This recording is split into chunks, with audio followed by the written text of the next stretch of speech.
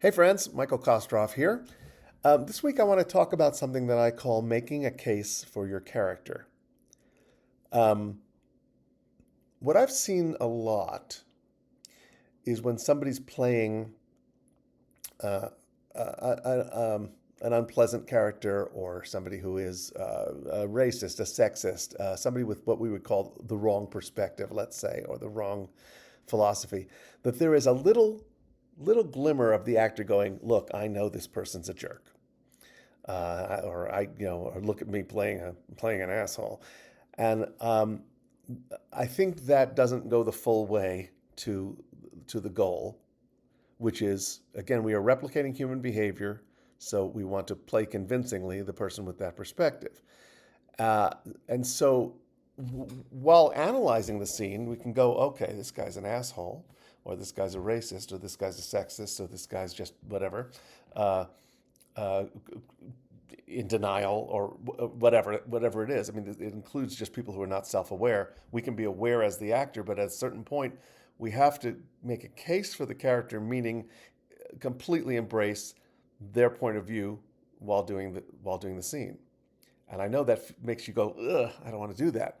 But you know, if I'm doing a scene where my character says, I don't want some woman talking to me while I'm trying to eat, right? I'm going to have to get myself to the point where I can say that with conviction and no apology and no sense that I think it's wrong. I might do that through substitution.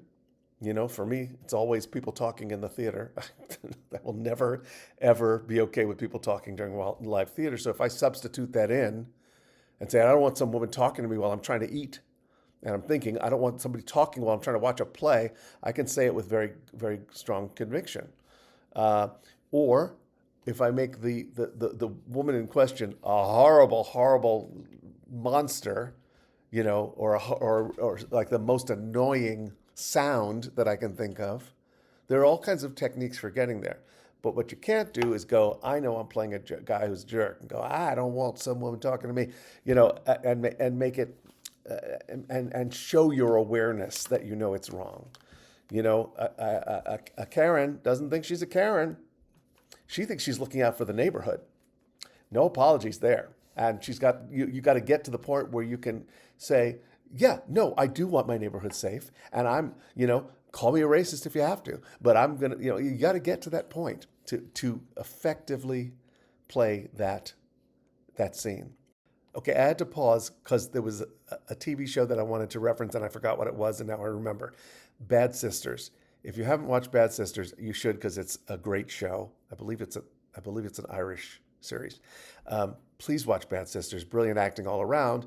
But the thing I wanted to reference and spotlight is, without giving you any big spoilers, in each season there's a different guy who's just a horrible human being. And these actors did such a good job of investing in the character's perspective that I hated them. I hated them. I wanted them dead. I hated them. And when I reminded myself that they were actors, I was like, that's really good work because they played those parts without actor commentary, without apology, without anything. They invested in the character's point of view as solid. And I think that's what we're talking about this week. No, I know that's what we're talking about this week.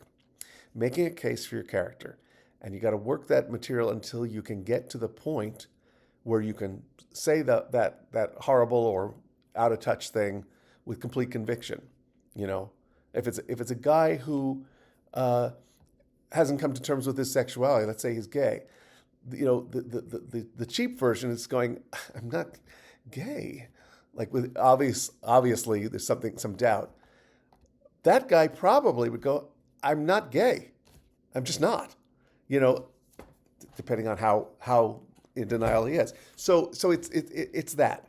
Make a case for your character. Don't comment on it, and tell me what you think. I always ask for that because I like to hear what you think about all this. I think it's a great little gem. See you next week. Bye.